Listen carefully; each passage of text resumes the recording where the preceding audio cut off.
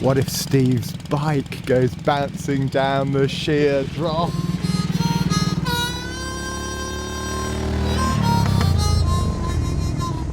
We're going right round the South Island and down to Invercargill to the Burt Munro annual Festival of Speed, and then we're coming back up through the centre of the South Island, and we're coming back to Tahuna Beach Holiday Park for the International Rally.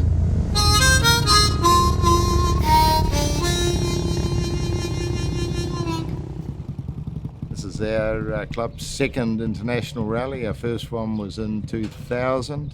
It was about 103 entrants and I think something like 80 bikes, so and that's great. Generally, you go to these, motorcycle rallies, and it's really obvious that there's people from all parts of society. There'll be accountants and lawyers and truck drivers and farmers, but when they're all in their leathers and on their bikes, it's a real leveller, and it's totally non-judgmental. I'm a retired emergency department doctor from Picton, and I got involved with the AJS and Matchless club when I moved to Picton in 1982. The people I know in this club, I think they mostly came here younger than I did, and for the opportunities after the war. New Zealand was a booming place, and I think it had a lot of attractions for people used to the sort of austerity of 50s England, and it is a nice place to live. Then I discovered that my father, who was in World War II during the war, was a dispatch rider, and he'd ridden Matchless and AJS during the war. So I thought, well, that's a nice family connection. I'm in the AJS and Matchless Owners Club in the UK, and I've been a member for just over 40 years.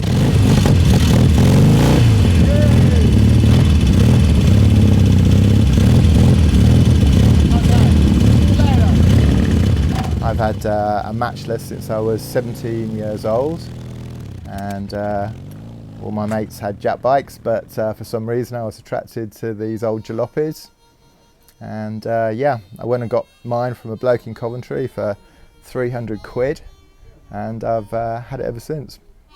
I thought at first I wouldn't be able to ride a bike. I thought, being a woman, it's going to be too big, too difficult, and then it's not. It's so easy to ride a bike. You had to learn how to change gear and point at the handlebars. And then I was asked to be president, so I became the first ever female president of a motorbike club in England. It's a little bit like riding a horse, you sort of go with it with your legs and you use your body, and it's just like flying, really. I've been riding for about 15 years. I was a pillion passenger for probably 20 years before that. I don't know, we've got eight bikes in the shed, 3 of them are hers. Right. So we do a lot of miles, so it's very good that she's involved with it as well. On these runs, you're always fixing a bike somewhere. Like there's always something that's got to be tightened or fixed. The bike wouldn't start. We put it in the shade for a while, and then it went after it had a little break. I guess most of the machines you're seeing here were probably basket cases, although I know some of them the guys have owned since they were new, but I think the majority would have been ones that have gone through a low patch in their career and been resuscitated, which is good. Because I think Matchless and AJS, they made about 250,000 of them. Before the war they cranked up production and they were making them for the military. Most of the bikes sold in New Zealand back then would have been British bikes. They were cheaper. I mean, there weren't any German ones, I think, in the 50s and 60s. It takes a little bit of effort to learn to ride with the gear shift on the other side, and brakes that are useless, and a kickstart. They're all things that somebody growing up these days would have no idea about. I think a lot of young people are sort of interested in old bikes, because you can go into a bike shop, and my bike's worth about probably 6,500. Well, for that you can buy a modern Jap bike. So young people, they're not interested in old bikes. Most young people, when they start independent mobile, they buy a car.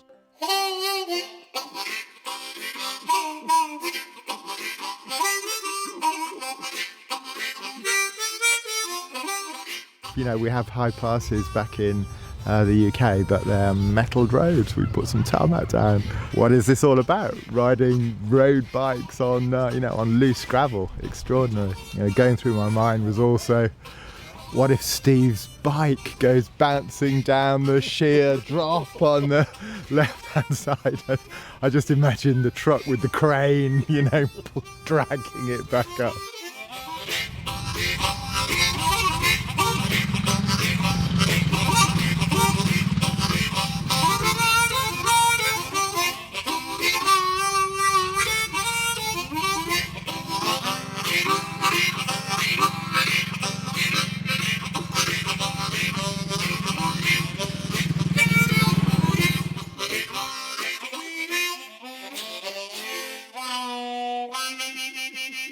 I just love the sound, the vibration, the riding along. It just, I don't really know. And I suppose it's been said before that you're only sort of a custodian for these things. We're not here forever, and hopefully these things will carry on a bit after us. There's something about it. It's a bug. We've got it. It's not going to go away. You own it, don't you? If the collection gets too big, they start to own you. I've got quite an extensive collection of medical antiques. So I think, I must have that sort of mindset that I like old stuff. The feeling of total freedom. A lot of modern machinery is soulless and has no character, and you certainly can't say that about these things. You get on the saddle of the thing and kick it and just ride off. Then we had a really nice windy road, and it was just perfect getting into the corners, and it's amazing. I love it.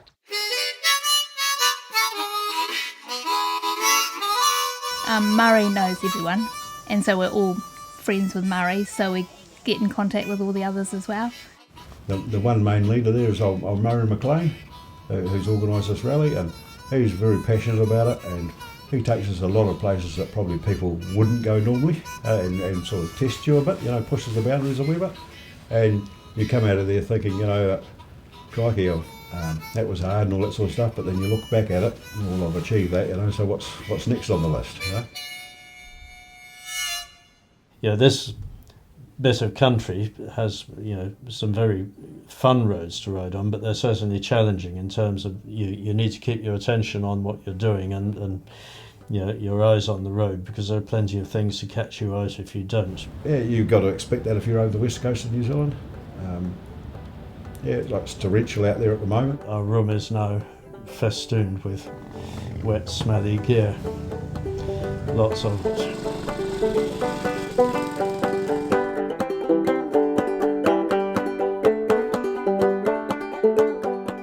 Off I went, and it was going fine, and I was riding along being vibrated to pieces, and it was great, and everything was peachy. Then all of a sudden, brrr, it just died, and then about half a second later the back wheel stopped going around and we were skidding down the road, drifting sideways, and I was thinking, fuck, this has got real exciting really fast, and just fucking keep it up, right? And we got more and more sideways, and then I went right round on me, and I ended up just about backwards. Went, fuck, ooh, ooh, ooh, that was lucky. And he says, oh, look at the road, and there's this 12, 15 metre skid mark that's sort of going like this down the road. Oh, it doesn't look very, very healthy. Maybe need to change my underpants though.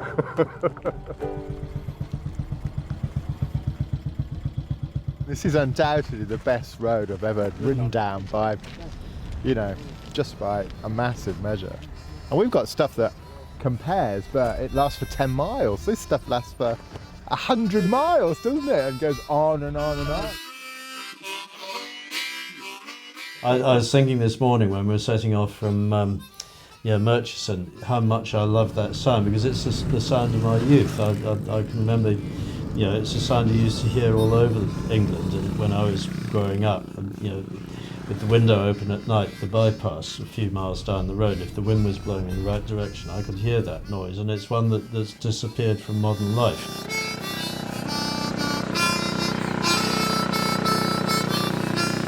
Just spectacular, isn't it? The roads.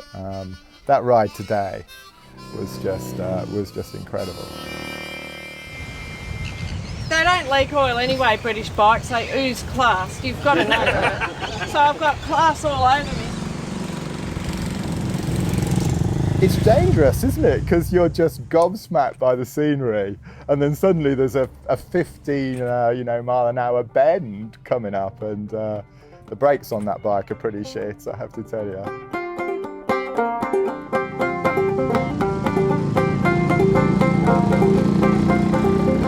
In another 10 or 15 years, we probably all will be driving electric vehicles.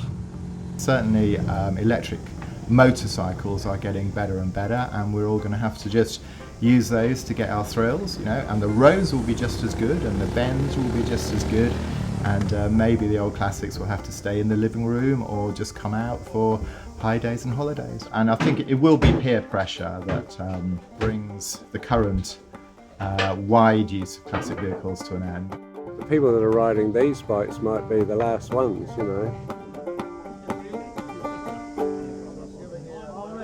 I can see changes in the wind for the Matchless Club, and I can see changes in the wind for the classic motorcycle movement in New Zealand and overseas.